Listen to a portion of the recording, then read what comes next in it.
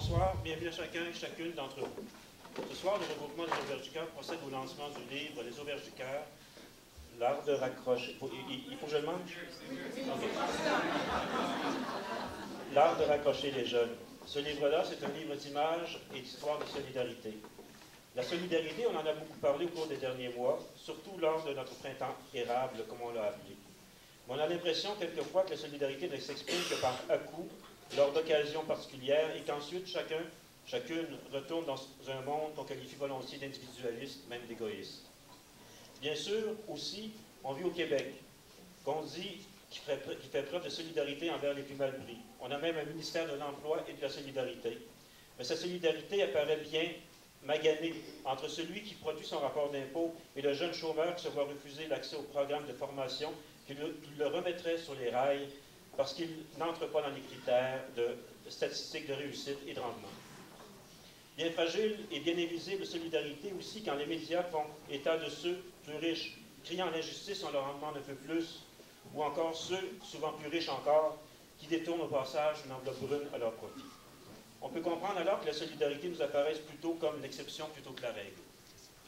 Mais entre la solidarité qui éclate tout d'un coup portée par l'événement, ou celle qui s'est institutionnalisée au point de devenir méconnaissable, il y a aussi la solidarité toute discrète, trop discrète, qui tisse des liens dans chaque milieu où œuvrent les organismes communautaires comme les Auberges du Cœur. La solidarité têtue du quotidien, celle qui se lève chaque matin pour faire ce qu'elle a à faire. Et puissante aussi comme 29 ruisseaux qui, sur le temps long, redéfinissent imperceptiblement bien davantage le paysage humain que n'importe quelle autoroute 30 ou échangeur turco dont on fait les manchettes trop souvent. Cette solidarité, bien sûr, celle qu'on retrouve dans chaque auberge du cœur, c'est aussi celle qu'on retrouve dans les auberges du cœur entre les personnes qui y travaillent et ceux qui, pour un temps, en font leur foyer. Mais elle déborde aussi tout autour. C'est aussi celle de centaines de citoyens qui, par leur engagement bénévole, participent aux activités des auberges. Le livre présente quelques-unes de ces personnalités. C'est aussi celle de milliers d'autres qui, via la Fondation des Auberges du Cœur, les activités de financement de chaque membre du regroupement, soutiennent notre action.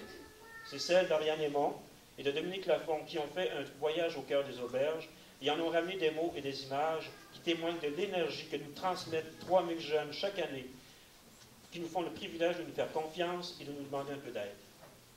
C'est aussi la solidarité d'organisation, comme la Caisse d'économie solidaire des Jardins, la Confédération des syndicats nationaux, la Centrale des syndicats du Québec, le Syndicat canadien de la fonction publique, section Québec, qui, par leur contribution, ont permis la réalisation de ce livre. Même solidarité aussi de la part de François Letourneau et Julie Le Breton, qui tout à l'heure nous feront le plaisir et l'honneur d'en lire quelques extraits. Cette solidarité, on la retrouve aussi chez la maison d'édition Bayard, qui s'est révélée bien plus qu'un partenaire d'affaires, mais un complice soucieux que les Auberges du Cœur est le livre qui révèle au mieux ce qu'elles sont et ce qu'elles font. C'est enfin votre solidarité, à vous tous, à la cause des jeunes en difficulté qui s'exprime ici ce soir par votre présence. Merci d'être là. Le livre que nous lançons ce soir est une manière de rendre toute cette solidarité généralement discrète plus visible.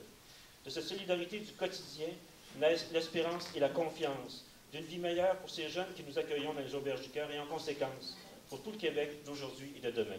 Merci et bonne soirée.